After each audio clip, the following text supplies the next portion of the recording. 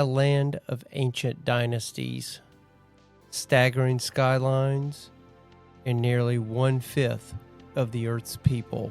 For decades, one number has loomed over every conversation about China: 1.4 billion. They told us it was the most populous nation on Earth. They told us the numbers didn't lie. But what if they did? What if the most powerful authoritarian regime on the planet has been manipulating the one number that gives it global leverage? Its population. Today, we're digging into one of the most underreported stories of our time. But China's population may not be growing. It may not even be stable. It may, in fact, be collapsing. From vanishing birth records to ghost cities, censored census data, and whistleblowers warning of demographic time bomb, this isn't just about numbers.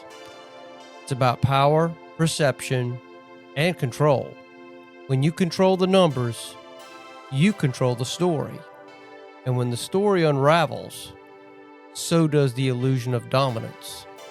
And behind every number is a story. And sometimes the story isn't what you've been told.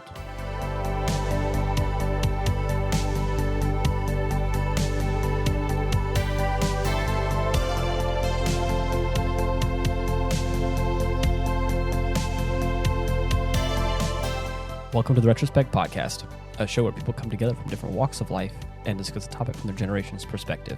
My name is Ian, and as always, I'm joined by Jason. Hello, everyone. And Stoney. Hello. How's it going? And on this show, Jason is the official numbers guy. So does that mean he has control?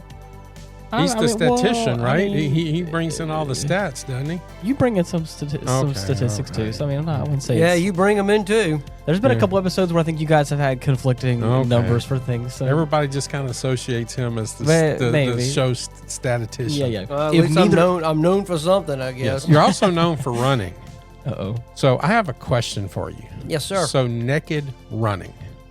What is that? Do you know what that is as a runner? I can assume what that is. Well, apparently it means running without GPS, music, or any other tech. Oh. And that would have been good information this morning before I went out running. Why is that? Because I went naked running. No. And I didn't know it was I did not know it was the technology thing. So you didn't get there was some bail and some other stuff going on. The police got involved. I was gonna say you said that, and I was like, my first reaction is just what it says on the tin, but I don't think that's what it's supposed to be. No, I did not go naked running today to our listeners. I did because of the brain injury. I do forget stuff, and I walked outside one day with no pants on. There you go. And I went to get in the car. And I went, oh, wow, I forgot my keys, and went to reach for my keys. And you're like, and I had no pants on. You had your underwear on. I was like, oh, shoot, let me get back inside. Well, so I went, put my pants back, and I had my shoes on. Oh, that's okay. So I had to put my pants on, put my shoes back on, and forgot the damn keys again. I forgot the keys again. So I walked back out, and I went, oh, wow. Yeah. So I had to go back in and find my keys. That was a bad morning. Hey, it's okay. This brain thing is kicking my butt. I think we're all allowed to have some bad mornings. Man, I'm having a lot of them. I would say, but at least you have something you can fall back on and go, well, there was an the injury, accident. Yeah. For me, whenever I forget stuff, you don't have an excuse. Like, come on, that's what I feel like. I have a pretty good excuse. Of course, yeah. That's what I'm saying. For me, whenever I'm forgetful of things, then it's like, well, now you're just not paying attention. Right. Is what it feels like. But that's great. So no naked running for you, Jason? No naked running. Okay. But the actual premise of what you said though, without any phone or GPS or anything, that does kind of sound like it would be. I feel like it'd be longer. In today's society, that is naked. I know.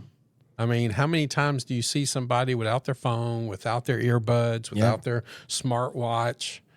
It used to be in the day, if I didn't have my watch on, I felt naked. Right. I felt naked without my watch. And now it's, people got cell phones, earbuds, everything, and it's crazy. It is. Naked running. But I wonder what it would. I'm trying to think of other aspects for me. Like, I usually listen to podcasts when I'm cleaning the house, and I'm trying to think in my own context, if I was to not do that, I feel like it would be super awkward and it'd probably take longer because I'm not focusing on something. But in that context, What's next? Naked sleeping? well, No music in the background, no TV on. Oh wait, no underwear on. Now we're getting into Commando. Yeah, there we go. But the actual, I feel like this and the naked sleeping has a lot to do apparently with our subject for today. No, stop. I was gonna say I feel like this is a great companion episode to one that I brought to the table probably a few weeks back. We had talked about initially world population numbers. Yeah. I was looking at that. I was like, yeah, we kind of touched on this a little bit. right, but now we're kind of dealing with a more Specific. zoomed in. So I looked up some stuff for this, and I'm curious to see what you guys are bringing to the table when it comes to China's population numbers. Well, I mean, yeah, you have to think about it first off. It's tricky in China because they have some really big cities, but they have a lot of underdeveloped farmland and villages and sub-villages. And are they really able to count the people? So what they do is okay, you've got, you for many years, and I have the statistics somewhere in here, for many years you were only allowed to have one child. That's right. Right. It All was throughout against my the life. law Yeah. to have more than one child because they were, they said they were 1.4 billion. And so how they did a lot of their numbers were how many kids were enrolled in school. Okay. And that's one of the ways that they did it. They have a census, and it's a decennial census that happens every, last time was 2020. Once a decade. Once I a think They do decade. it like they do it here in In America. America. Right. But a lot of their numbers come off of how many kids are in school, how many get enrolled into school. And so I have some stuff later on in the show that we can talk about changing names and fudging numbers and everything that they're doing at the school level, because the school level is part of the government institution. Right. And so that's where they're starting to fudge some of the numbers. But, and then it's how do you judge the births, deaths, and the total population? When can you really count it? Right. How do you do that? So that's their first Yeah. wave of, inaccuracy, I guess, for the lack of a better word. Yeah, in 2020, I saw that China, I think what prompted some of this is now kind of percolating in the internet sphere right now is in 2020, they released their once in a decade census, and basically they said officially it showed a slow growth. Then the data kind of mysteriously disappeared. Because it was a larger decline Yeah, of almost it was 100 million people. It was 100. It was originally due in April, and then it didn't appear till May. Of course, the rumors started floating around. Was it technical? Was it intentional? But the question you got to ask yourself: why does the most powerful surveillance state on the planet basically need to? You think they would have that kind of under control? Oh yeah. But also, it isn't. I don't think they're the most powerful surveillance. I think North Korea has them beat. Well, smaller country. Smaller country, and but yes, you were correct. That also is happening all around the time when COVID's all happening too, so that probably doesn't help either. The fact that I want to say COVID really started being an issue around March, April of 2020. So then it starts to kind of get into that situation of what is. They're starting to crack down on. Well, I mean, look, there's implications here. I mean, if they're losing people, like what it appears what's going on, and I think that one-child policy actually ended up doing them a lot of damage long term, because I know they upped it. I think it was in 2015. They're paying. And then now it's kids. completely gone all together. So you can have as many children as you want. A lot of this started in 2022 when the Shanghai police actually had a database breach. And it started showing there was a lot of evidence that the registered population was so far below the official totals. But somebody actually, as much as America, China is attacking America, Right. I think somebody, they have a lot of whistleblowers out of China coming out, and they may have even been the one that did this breach and then started throwing these numbers out that the population had peaked years and years earlier and Right. now is on a steady decline. So I agree with Jason. I think that one-child policy in the long run severely hurt them, especially with the COVID and how many people were dying, and then they couldn't handle all of the cremation numbers from the COVID thing. That was kind of crazy. I feel like too. for a large percentage of my childhood, I think that whole one-child policy was still in effect. So it's like that's all I've ever known, and I can only imagine what that must do, like psychologically, to a population of people as well. And now, all of a sudden, kind of rescinding all that, and now it's like, oh yeah, you can have as many children as you want. Like that's got to be hard for people like in my parents' generation over there to be like. I can only imagine what that must do to them. Of like, we wanted to have more kids, or we wanted to, or potentially had more kids, and maybe they were taken away or gotten rid of, or however that situation works, and like now all of a sudden the government's like, have as many kids as you want. It's like that's got to psychologically, I think, not help either. That their birth rate has dropped. I think it's 6.77 births per 1,000 people. That was 2023. That's lower than Japan in the world population and South Korea. In the population episode, we kind of talked about some of this as well, about how I think population or birth rates around the world are less than usual. Like, I mean, in every country. Oh, that's because of all the drugs and chemicals and stuff.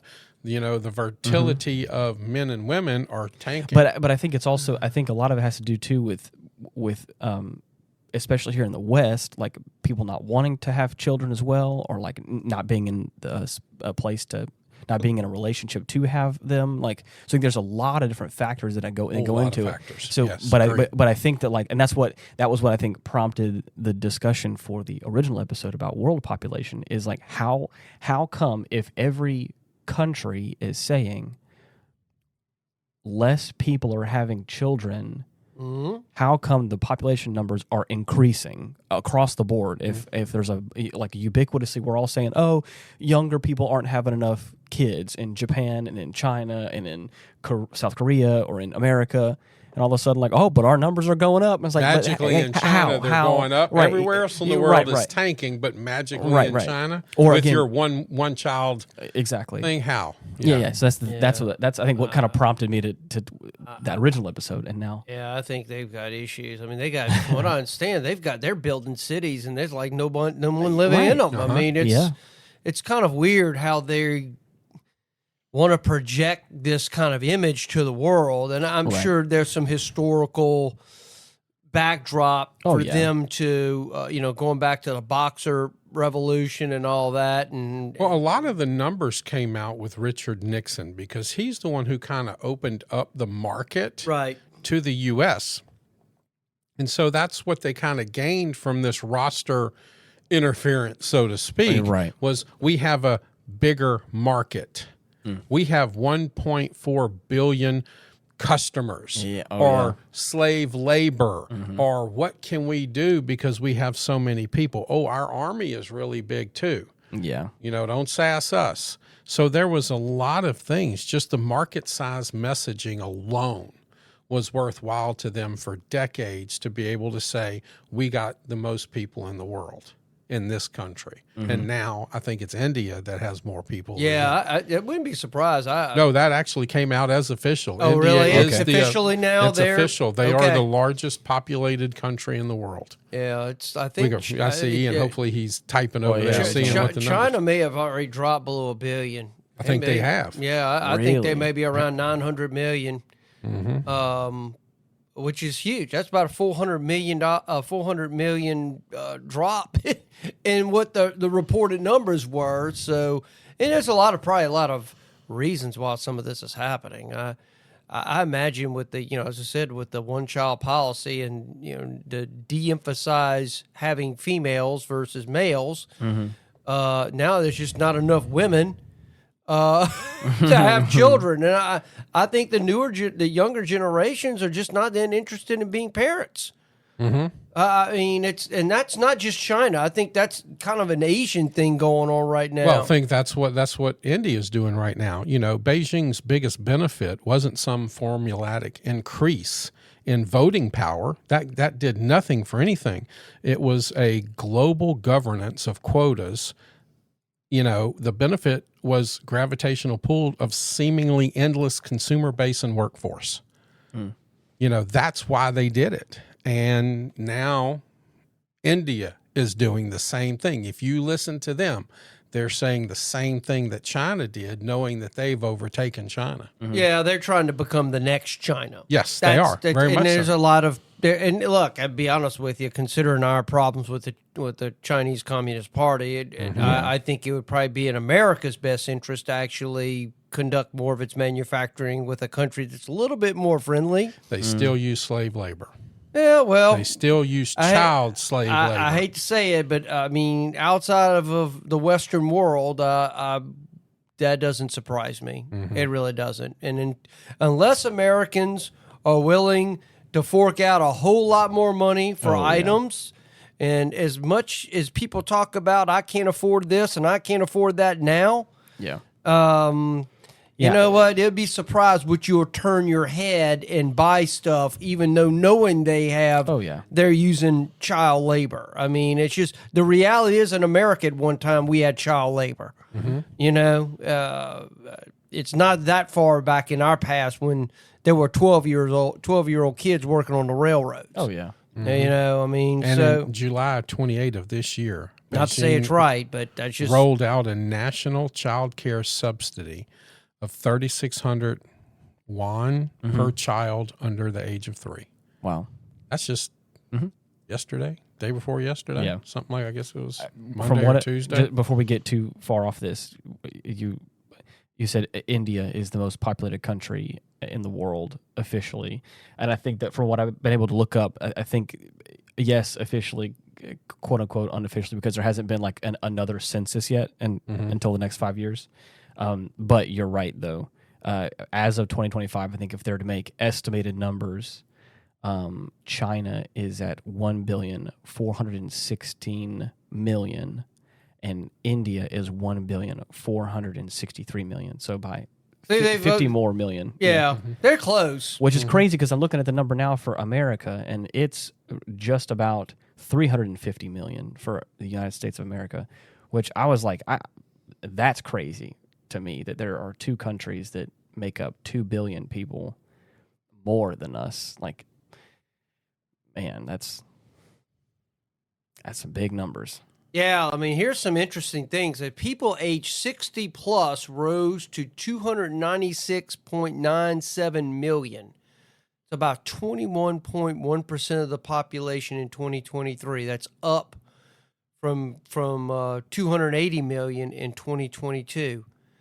And it's projected to surpass 400 million by 2035, which would be 30 to 35% of the population.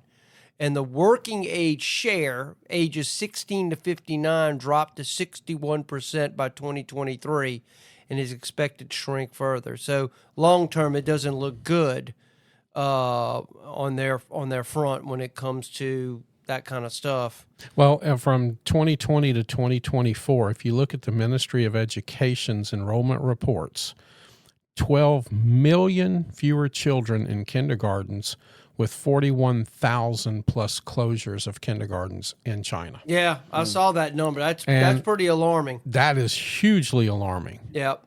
Because if you're basing your numbers on your enrollment in kindergarten and elementary school and things like that, now you're showing a huge deficit. Right. And all of their numbers of deaths are greater than their births rate for the last 8 years, I think. So something's going on. Yeah. This is just a crazy, In 2023, I see 9.02 million births versus 5.7% versus 2022. 6.39 births per 1,000 people. That's an historic low since 1949. 11.1 million deaths. 690,000 from 2022, the highest since 1974. Looks like they had a slight rebound in 2024 for births, up to 9.54 million, boosting the birth rate to 6.77. And deaths declined modestly to 10.93 million. So, yeah. That's crazy. Well, I mean, look, I mean, people look at these numbers and go, oh, well, how's that really long term? I mean, in real life. But the reality is the way China's economy works, they require a lot of young people to go work in these factories. That's how their economy works. So they make everything for the rest of the world. And if all of a sudden they can't now do that, right. Well, okay, we got, the game changes. And if India starts to become the manufacturing hub, what does that mean for their economy? Their economy. You have a Chinese Communist Party that is able to stay in power because they've basically promised everything to its people. But if all of a sudden people start going hungry, they're going to rise up. They're going to rise up, and eventually, even your military personnel, because they have families and stuff. It's like we're starving to death. France lost it a couple times because their people went hungry. They couldn't get bread, so they rose up on the kings. So hey, is it foreseeable that 1.2 billion people could rise up? Yeah, it could. I mean, China closed over 41,000 kindergartens because the enrollments dropped 25% in a 4-year period of time. That's insane. That's a lot. That's insane. And all the data for the national cremation stats vanished overnight, right as their provincial cremations were spiking. Mm. All of a sudden, magically, it just kind of disappeared. Who, what, when, why, where, and how. What was the point? Their height, they were still trying to hold on to that. We're the most populous. No, you're not anymore. Well, I was looking at some numbers here on this tracker that I was looking at, that I was able to find out that India is at the top right now. And the interesting thing that I'm seeing here is India's 1, China's 2, United States is 3, Indonesia is 4, Pakistan is 5, and then number 6 is Nigeria. And what they're saying here with these numbers is that the fertility rate is 4.3 in Nigeria. And then, of course, it goes down as you go up. So Pakistan at number 5 is actually a fertility rate of 3.5. And then Indonesia is 2.1. United States is 1.62 as far as fertility rate. And their projection is that if it keeps consistent with that, Nigeria could potentially be in the next, by 2050, so in the next 30 years, Nigeria could pass up United States and go from being number 6 to all the way to be number 3 and bump the United States of America back down to 4. So, as far as population growth, if the people in Nigeria keep having children at the rate they have been, I can't see right now the United States. I mean, I think the U.S. is somewhere around 350 million. Right. Which is the thing right here is saying again, their birth rates over there are almost 3 times as much, or probably a little bit less than 3 times as much, which is that's crazy to think about. They're all having potentially 3 times as many babies 3 or 4. as we are. Well, generally the poorer the country, the more babies that are born. Now, part of that is driven by, I think, the necessity of carrying out my legacy, because generally in those countries you have poor health. Yeah. There's a greater chance of children dying of disease, and it's sort of like it was back in the old days of this country. Families had a lot of children. Oh, yeah. Because the expectation was you're going to probably lose some from yellow fever or malaria or, God forbid, some other disease that with no medicine. Now, or some accidental practice of some kind. or it could be just, just the nature of living in a frontier. You got animals, you got, all kind of things can happen to you. And so, yeah, my grandmother, I remember Mom telling me, she lost two children. Yeah. My So I had a really close relationship with my great grandmother before she passed away in 2010. And she was one of like 10 or 12. And some of those kids didn't make it through certain means, back in the early 1900s, which is that's it's a different type of life. It's the idea of, you're not doing a whole lot of entertaining. There's just the idea of that kind of stuff. You're working all day. You don't really have time to do anything else.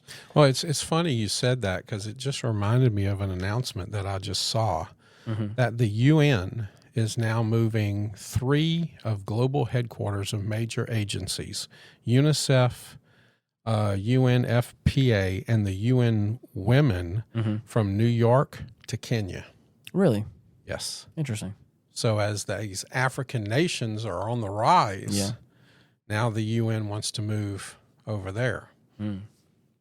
Maybe they're realizing, especially with America watching their dollars so much, maybe they're going to start chasing the dollar somewhere else now, which is fine with me. This graph also gives me median age of the population. It says that India is at 28, China is at 40, United States is at 38, Indonesia is at 30, and then if you go down a couple to Nigeria, the actual median age is 18 years old. So it's like and not only is it like a large, like not only are they having more kids, but they're also like the median age of all the people is, I think, younger across the board to make that number. Okay. Which is interesting to look at. It's an interesting thing because Nairobi will be one of only 4 cities, New York, Geneva, and Vienna, to host multiple UN headquarters. Really? I think that's fascinating. Yeah. Well, look, I'm going to tell you, I do believe across the world, the African continent, considering that it's been primarily used as a colonial outpost for much of its history, there is a ton of natural resources in that continent. If the tribal nature of Africa could be changed, where people would actually quit killing each other, and all these other things, and actually work to build themselves a higher standard of living, their potential is really astronomical. It really is. Insane. They can do a lot, because they got all the gold deposits, they've got the diamonds, they've got a ton of oil there. Egypt. Oh, yeah. That's an African country. Yeah, well, most people take Egypt and all of these and put them somewhere else. That's part of the African continent. That was part of North Africa. It's a little bit different than what they call sub-Saharan Africa. And until World War II, when the Nazis were trying to do so much in North Africa, most people didn't realize these countries weren't part of Africa. Right. It was Egypt, and you assumed it was in the Middle East. No. It's North Africa. Well, even back to the Roman era, right? That's where the grain fields were. That's what fed the Roman Empire, was North Africa. So, it's a very rich area. And if you really want to go back in time, at one time that area wasn't a desert. Yeah. At some point, that was actually a grassy, wet area.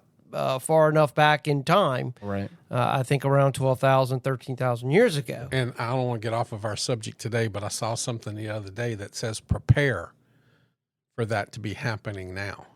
Because as much as these conservationalist people saying, the world's going to end, global warming, they've measured it, and there was something like 318 gigatons of new ice in Antarctica. Hmm. And we think hubris is great with the Right. human race, that we actually control this. We don't. There was more CO2 in the air with the dinosaurs than there was with all of our cars. And it's coming back because now the air goes, as the oxygen rises and the CO goes down, what happens? The animals get bigger. As the animals get bigger, the CO goes up and the oxygen comes down. What happens? The plants grow. Right. That's why animals get smaller. Right. That's why you had a lot of that giant fauna. That's right. Back in And that so time. they're saying with this, and remember, almost all the way to Louisiana, if not half of it, was covered in the Ice Age. Oh, yeah. And if it's coming, now it's not going to see it in our time, but if it's coming. Well, I think according to what I've read, because I do keep up with some of that stuff as far as, I do follow like some of Graham Hancock stuff and and Randall Carlson and those guys that talk about the interglacial period and the at the end of the last great ice age. I think the ice sheets went down as far as probably Missouri. I think that is where the ice sheet was now. South of that, I mean, no, they have evidence of it being in Louisiana. Well, I mean, it's most of Louisiana was actually underwater at that time. At least the southern part was. Maybe some parts of North Louisiana would be considered. And this may be a great future episode. Maybe we could throw this on the whiteboard because I would really love to delve into this one. And I know we're talking about population, but hey, if the Ice Age comes back, Bill Gates is going to get his wish because the population is going to go way down. Well, I mean, there's been people talking about, population and some people are advocate of kind of unrestricted childbirth. Like people like Elon Musk believe in people should be having all the kids they can. Well, he's got like 72 children. Yeah, he's got a ton. So, and of course, it's, I mean, look, right now in China, the current economy over there, it's just it's tanking. It's crushing the debt. They have debt. They have the cost to live is through the roof. There's a lot of pressure on young people. I mean, we all heard the stories of people jumping out of factory windows over there because of the expectation of production. Yep. But they kind of did this to themselves. Remember, boy children were what you wanted. And you killed off your female. Right, they wanted soldiers. They wanted soldiers. Well, that kind of tanks having more children if you're killing off all the girls, doesn't it? Yeah. I think it was kind of a stupid thing to do. You have to just kind of allow human beings to be human beings, and I'm a firm believer that the situation should be where people can have children and not be worried about the crushing expense of that. I kind of wish that it was a little bit better here in America when it came to encouraging people to be able to have families. Yeah. I think that's for a healthy society. I think that's good. I mean, we've got our own problems in this country when it comes to population because we're going to have the problem where you have a lot of old people. Oh yeah, the median age is 38, almost 40. Yeah, so it's like, it's you're either going to have a bunch of old people working. Yep. Or there's not going to be enough young people to fund all the entitlement programs and everything else that we all rely on. That's going to be a terrible deal if all of a sudden. That's why I personally think why they don't want to shut the border. Yeah, I really do. I mean, if you really want to be honest about it, because deep down they know that there's no workers. There's no workers, or the ones that we have are just somehow they've convinced themselves that if I don't have this, then I'm just not doing anything. Which I don't know where that leads you, but yeah, I don't know. This is I think you're going to have issues with with worldwide supply chains. I mean, when they making projections of how many things you could make, this is kind of we project the demand's going to be worldwide for any particular item. Yeah, all this gets affected by that. So how does that change the kind of the paradigm a little bit? So I mean, we're gonna have pensions, healthcare systems. As people you got more old people. That's more people that are going to have health issues and more medicine and everything else that deals with as people get older. And I don't know the context over in China right now for that sort of stuff. They're kind of closed up, so it's hard. All you can do is kind of go off anecdotal evidence and a few things that. Would you be able to pull from the internet? To talk about that a little bit, that's what I also have heard about Japan. Japan has a population of 123 million, and their median age is almost 50. Yeah, because people don't want to get married and have kids, especially the women. Right, but again, you talk about having a large majority of the population all being around the age of 50, and potentially wanting to retire or however that whole thing works, and again how do you prop up that large majority of the population and that kind of stuff. So just a quick fun thing here. We were talking about how much does it cost to have a kid.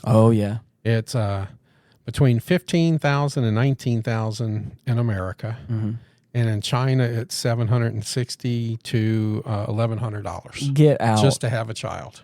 That's crazy. And the raising of a child in America is going to cost you $310,000 to raise a child. Yeah. Born in 2015 till they're 18 years old. Wow. And then then it generally doesn't stop at 18. No. That's right. Because then it's college. Yeah. Yep. Then you got the expense of that. And China is roughly $73,000. Wow. So for them, that might be a lot. That's probably a lot of money. A lot of money because they're not making the money that and that's we make here. That's in a big city. Oh, they got it down here. Rural would be $51K. Wow. But that's in American dollars. Over there, it's maybe something different. But I don't know what sort of percentage impact on that. They're that may be what may be driving some of these people. I can't afford to have kids. So that's a bad deal. I don't know how we're going to get out of this, but it doesn't seem like it's showing. According to this, I saw by 2100 they project that China to be down about 800 million. Wow, like total. That's crazy. Yeah, that's a big drop. 2100. I mean, year 2100 ain't that far away. Think about it. I mean, we kind of like weird to think about that. None of us will be here, right? But I mean, it's not that far away. Yeah, for it to be kind of when you're talking about projections. I don't know. The company just announced the other day. Not to interrupt you, I swear, but when I pops in my head, I got to say something. I forgot the name of Mr. Google over here can probably pull this up. They said they're within years of doing a full head transplant. So remember in our previous conversations about cloning, I'm cloning my own body and I'll put my own head on it. I see. Yeah, well. How long can we live like that? Maybe we will be around till 2100. I hope I'm not just a head floating around. Well, Walt Disney's head is frozen, waiting on it to come out. Boy, if you could pop him out today, I bet you he'd be pissed off at what they've done with his. I think he's been rolling in his grave for the past decade. Yeah. Please tell me you found it. It says a company called BrainBridge. Yes, that's it. BrainBridge claims to be developing technology that could enable full head and even whole body transplants within the next 10 years. Yep. However, it is important to note that these claims are met with some skepticism by some scientists, of course, as everything. Of course, is, yes. As there are significant scientific and ethical hurdles to overcome in successfully performing such a complex procedure. Mm. Oh, yeah. That's cool, though. But that's also kind of scary, too. Especially after our conversations on cloning and everything else. That's crazy. Yep. Yeah, I've just pulled up some generational statistics on China. They have Generation Alpha, Yeah. born 2013 through 2025, fewer births every year. In 2023, as I said, they had 9.202 million births, nearly half the number in 2016. These children are growing up without siblings, smaller households, increased pressures to succeed. Stoney's already mentioned about the drop in school data. Right. Gen Z, 97 to 2012. First digital native generation in China. Low desire for marriage or children due to the high cost of living, job market stress, and personal freedom. It sounds just like America. Yeah. Well, I mean, look, Yeah. some things, people are just people. Yeah. The marriage rate in China hit an all-time low in 2022. Wow. Their reluctance to have children is a primary driver of declining fertility rate, now 1.15 children per woman. Millennials, 1981 to 1996. These are the people raised under the one-child policy from 1979 to 2015. Caught in the 4-2-1 burden. One adult expected to care for 2 aging parents and 4 grandparents. I remember that. Yeah. Yeah. Financial pressure from urban housing costs and education discourages them from having multiple or any children. Yeah. Some are resisting parenthood entirely, even under the three-child policy. Generation X, 1965 to 1980. This is a workforce that's now approaching retirement. Many experience China's rapid modernization or deeply embedded in state-run enterprises or civil services. They feel squeezed by elder care and supporting grown-up children financially. And when they exit the workforce, will accelerate labor shortages over the next decade. Baby boomers and silent generation, 1946 and earlier. That, of course, is 60-plus people, reached 297 million in 2023. As I mentioned before, 400 million by 2035. Right. Elder care, pension strain, healthcare costs are becoming China's biggest social crisis. And remember, if I may interject, that's one of the reasons they believe COVID was designed in China to kill off that older population, to stop being a drain on these sandwich generations and everything else. Yeah, they said elder care. It's most of this generation has limited retirement savings and relies heavily on family and state support. I'm telling you, that's when we talk about right now going on politically with tariffs, trade deals, and all these things that President Trump is wanting to kind of renegotiate some of these deals with these countries.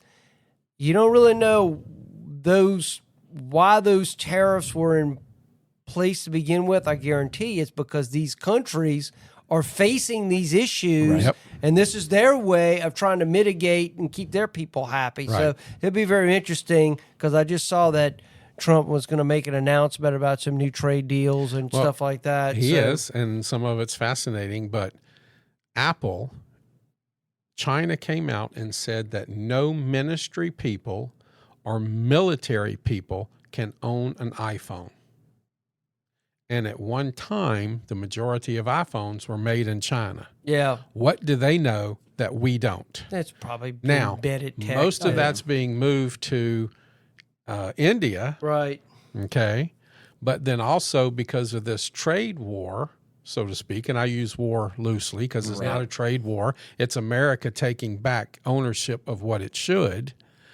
Apple just committed to President Trump $500 billion in the American economy, in jobs, growth, buildings, everything. What? Yikes. Yeah. I mean, it's... What? I feel like China did this to themselves, basically, though. Well, I mean, it's just... Look, I don't blame any country that is trying to better themselves. I mean, Sure. China was trying to move into the modern age, and this is their way of doing that. And unfortunately, Well, look at Japan. They did the same thing. Right. You know, the samurais were still around in 18 whatever, and then they wanted to become modernized. China's doing the same thing. And when Richard Nixon opened that door, they came on through. In a big way. Oh, yeah. Well, right now, China is because I know of what Trump wanted to do. I mean, they're starting to emphasize more internal market growth. So I've been following some things in the tech world. They've come out with their own the GPUs and stuff that for computers and stuff like that. Well, they also see that NVIDIA and all of these other companies are going to start making it in America and sell to Americans, and then they're saying that all of the military industrial complex is going to have to buy this, and this, and can't buy it from China. Their only market's going to be their own people. Oh, yeah. So potentially. I know that there was discussion, of course, trying to set up factories in India. Apple was talking about that, but that ended up not going very well because the quality was not up to their standards. And they were like, we're not paying money for that. So I guess we'll see how that pans out in the long run. Well, it used to be, and I can remember this, made in America meant quality. Right. Well, there was pride. I mean, that came out of the World War II. Yes. Oh, yeah.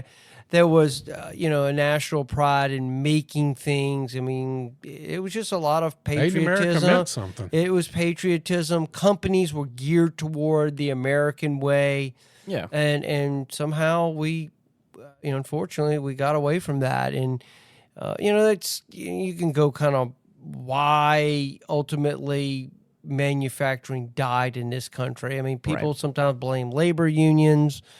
Some people just, realize that just Americans don't want to work those kind of jobs anymore, whereas previous generations did. Yeah.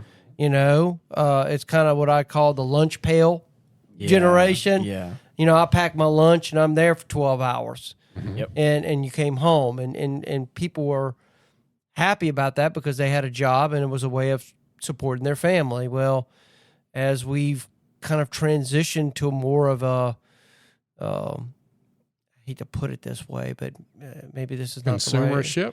Well, it's more. I hate to say it. It's just we've become victims of our own success. Sure. I mean, parents always want the next generation to be not as work as hard and all these things that you've heard that. I wanted you to have it better than me. I don't know if that's a good thing to even say anymore. I really don't. It doesn't matter anymore because this is the generation coming out now will be the first generation since George Washington to not do better than their parents in any way. Well, that's crazy. Yeah. There's a lot I've heard recently. There's a lot of projects and institutions in place now that are trying to get people back into like blue collar jobs, and they're finding it increasingly difficult to find young people that want to work that kind of stuff. As well, from what I've heard, I mean, I could be wrong, but there's a lot of the key word. Yeah, work. Well, yes, and that's what I'm saying. But again, what we're talking about is again we are now in a place where like you can make a lot of money doing comfortable jobs, and a lot of people are doing that. A lot of people are working comfortable jobs that, of course, may not always be here or may be phased out by AI or whatever may be happening. And, of course, there's a lot of money being put into, like, programs right now saying, like, hey, we got all these, like, blue-collar work jobs that need to be filled. We can give you a lot of money. And people are like, nah, I don't know.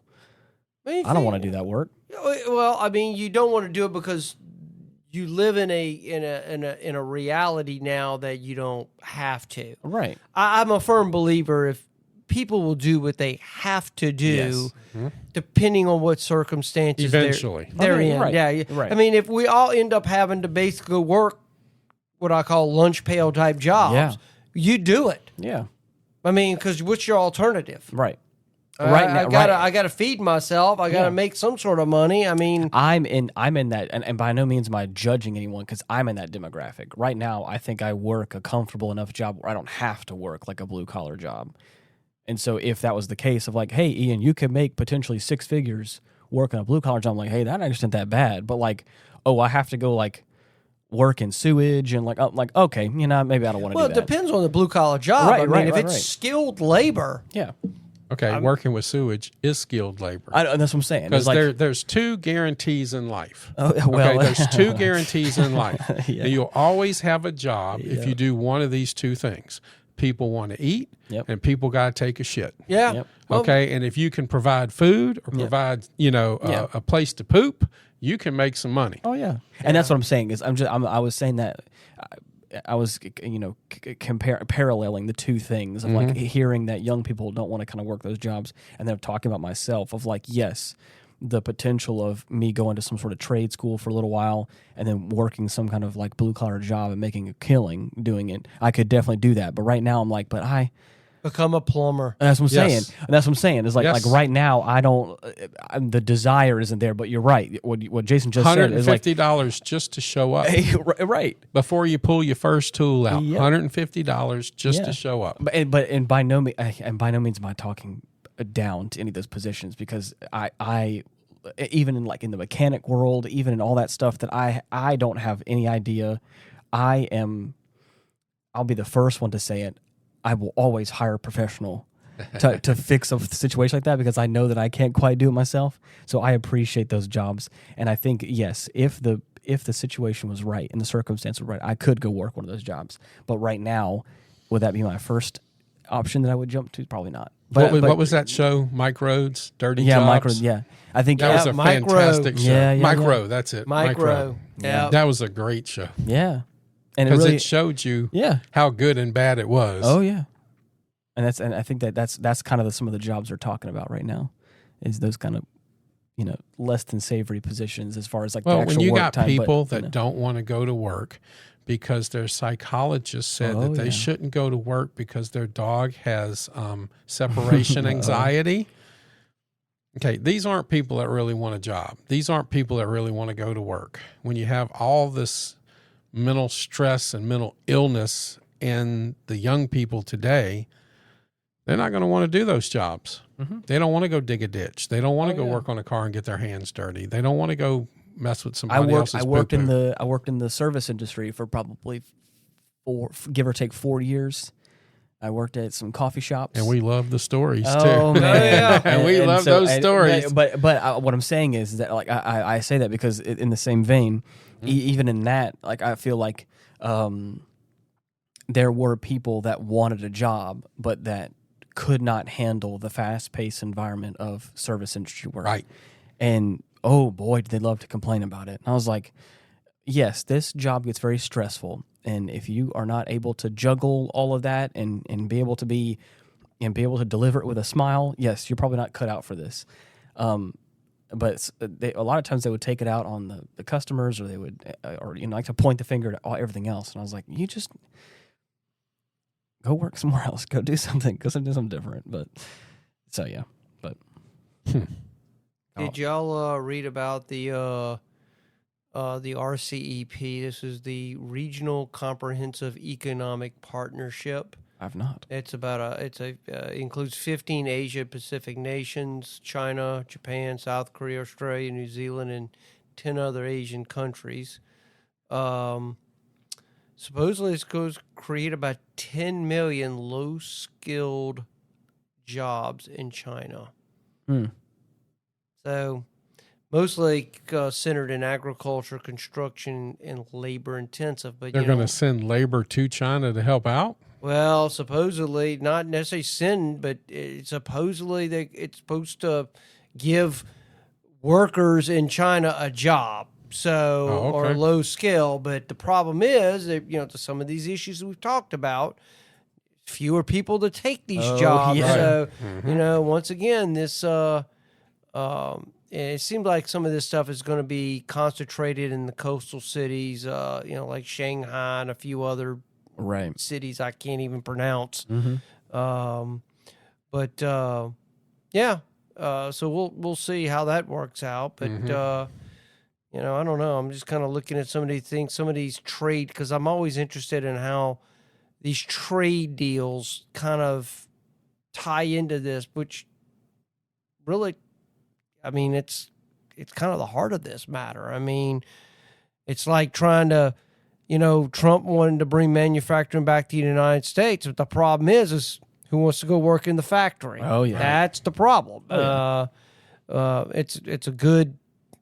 I mean, I think it's a good goal. I do believe that we should be able to make our own stuff, at least some critical items. I mean, you got everything. I'm a believer in world trade. I do believe there's some things can be made in foreign countries. I could care less. Because the fact of the matter is your American workers are not going to work for those kind of wages. They're not. Yes, at least as long as they feel like they have an option. Right. We don't care, because that's why we had to do an episode on too much shit, because we get too much stuff. Yeah. Well, that's part of that. That dates back to that Nixon opening China and companies looking at, hey, I got a pool of cheap labor. But I do think that moving forward, I think incentivizing those kind of positions, if they're able to put the right dollar amount on it, I think that would move people in the right direction. Well, I'll be honest with you. I think, unfortunately, we live in kind of in a glamorized society where I think the illusion of wealth has kind of colored the expectation of people. Right. And everybody wants to be the next TikTok star. Everybody wants to be the next YouTube star. And they don't want to go out and work. They think they're going to say something funny, look good with big boobs, and everybody's going to love them and watch their videos a million times, and they're going to make money. Well, I don't look good and I don't have big boobs. So I got to do something real. Until I get the big boobs. Till this comes, until this whole kind of movement fades out, and I think it will. I think it'll be something else that eventually will arise. I just think we're in a, I mean, we're kind of self-indulgent. I mean, we are very self-indulgent. I mean, very narcissistic in many ways. Our society is we're look at me, look at me, look at me. Type of deal. So but eventually something will replace that too. Yeah. I'm a firm believer in that. Yeah. Or something's going to shake it up.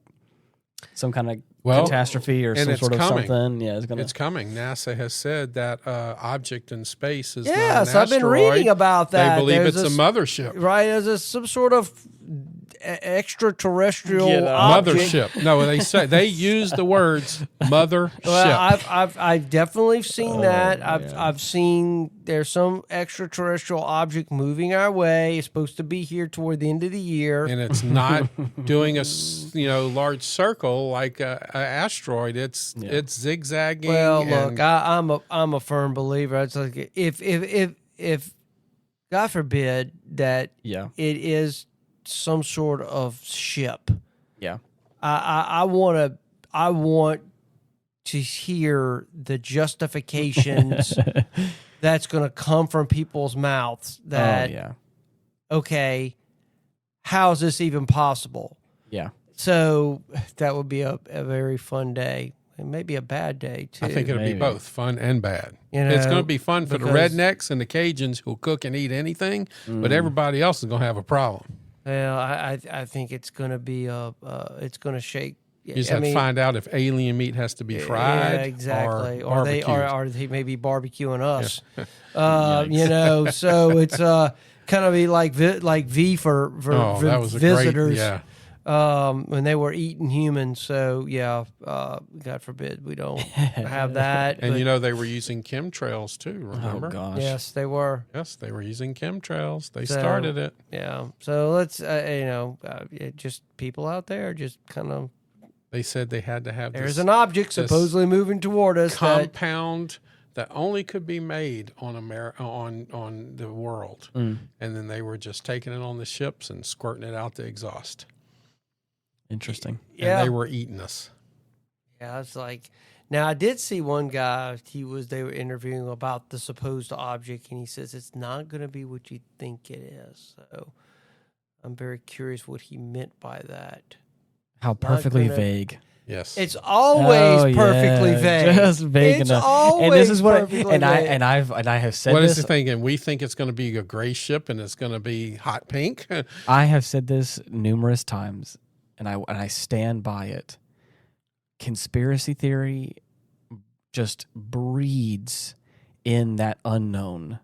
You can take. I feel like conspiracy theory and theories and the human mind and the imagination of humans works so well with just a sliver of truth and the rest being left up to mystery. Yes, but just remember, And that's always what it takes. conspiracy theorists are up 72-0 right now. Yes, but in the same vein, there's also a lot of conspiracy theories that are whack jobs that are like, it doesn't make any sense because it just, all you need is that little bit, and the rest you can just like speculate, hypothesize. You got to allow a little room for imagination, and I mean, hey, it's that kind of stuff where it's imagination like it's not going to be a little what bit of fear. And I mean, not to offend people, but I mean, I kind of put that in the same thing. People talk about the end of the world all the time. Oh, And it's the same thing. Yeah. It's like, oh, the signs are here for it. I'm like, how many times people have been saying that the signs are here? And we're still chugging along. Yep. The rock is still third rock from the sun, and it's still going around the sun. Well, the one that got me was the Euphrates drying up. Oh yeah, I remember you were all into all that. The Euphrates drying up with the 5 jail cells down at the bottom that were empty, because in the Bible it said when God cast the devil down and his minions, he put 5 demons in the jail cells. And part of Revelation says Armageddon comes when the Euphrates dries up and those demons are released. They found the jail cells. Google it. Yeah. They'll show you a picture of it, of the jail cells under the Euphrates River. I think the Euphrates is back kind of, I don't think it's still dry as it was. I'd have to look to see what the levels are now. Maybe you can Google it. But I do know at one time that was a big topic, that the Euphrates is drying up. It's a trickle compared to the kind of the sizable river that it used to be, and it may be filled up by now. I don't know. The only thing I'm seeing here is that it says it's indeed facing risk of drying up still, primarily due to climate change. But that's not sure how accurate that is. But yeah, I'm not crazy. I don't. I mean, as I said, I've always said, the end of the world will come. Oh yeah. When the Earth finally, I should say, when the sun runs out of energy and eventually it dies or it expands into a red giant and consumes the Earth, that will be the end of the Earth. Oh yeah. For us, the end of the world is when we die. The Euphrates River is still experiencing drying trends, primarily due to climate change, like Ian said, and human activities. Water levels are significantly lower than in the past, and they believe that the river could be dried up by 2040. Crazy. 2040. That's not far away. No, it's not. I mean, in the grand scheme of things. Well, I mean, think about it. 2027 to 2030 is the big time something's supposed to happen. Right. So is that just one more nail in the coffin for the human race? Or it's a sign of change. Well, everything's a sign of change. A good fart's a sign of a change. Maybe we're in the beginning. Maybe we're in a new age, and the whole paradigm is fixing to be upended. I kind of go back to back when 2012, and everybody was talking about the Mayan calendar and the end of the world and all this other stuff. But it was the end of an age. Maybe we're in a new age now, and there's going to be these new things that come about. I mean, we don't know. I mean, we don't know how the world will look 100 years from now. Well, with the mothership coming, it could be the age of aliens and getting eaten by aliens. There you go. How do we? I'm curious to see if it's quote unquote not what we think it is, or what it actually is. What a great way to put that. Maybe we'll do an episode on the unknown object coming toward Earth. I love that. And we can call that episode Not What You Think It Is. Not what you think it is. One thing that I talked to Stoney about earlier this week that I've had a chance to talk to you, Jason, about is that our next episode is our 200th episode. Yes. And I think saw that. after this, I want to sit down for a second and talk about what potentially we're going to do. So, but I just want Champagne will be involved. I can make it happen if that's what we want. 200 episodes. 200 episodes. Wow. We've had some more reruns that I haven't added to that calculation for obvious reasons, but of the new individual episodes, new individual episodes, we've had 200. So, or next week, this is 199 that you're listening to right now. Right. Wow. We're all, as per usual, we're all curious about what you have to say about this sort of situation, or if you have any suggestions, or if you want to, share what you think about this show after almost 200 episodes. If you've been with us from the very beginning, I wonder if we could do a Facebook Live for the 200th episode. Probably. I mean, we could do can something. probably do it. Yeah. Oh yeah. So depends if we want to have everybody see us. Yeah. Doing the show, but Yeah. I think it would be interesting I gotta do to some, do a. Tell us if that's what you want. Yeah, I got to do some. Maybe they just want to hear our beautiful dusting voices. of the. Maybe it is. We got to do a face reveal, and does some people? A face some people reveal. I don't think know what we look like. Maybe. Yeah. Who knows? But anyways, you can look on our website, You can- retrospectpodcast.com, and our pictures are up there. there you go. That's right. As per usual, if you listen to us on any of the major podcasting platforms, Apple Podcasts, Spotify, YouTube, all those, we thank you so much. And if you want to give us a rating wherever you can, or like the video, or subscribe to us, you guys know how to do that. We appreciate the support. It helps us out. I mean, Yes. just click that Yes. button and or give us or as we've said recently, share it. with a friend if you think they would like hearing or like us, or if you want to start a little friendly debate of your own, who knows. Until next week, though, thank you so much for listening. Bye-bye. Goodbye, everyone. God bless. Hey, thanks for hanging out with us today. You're the best. Peace.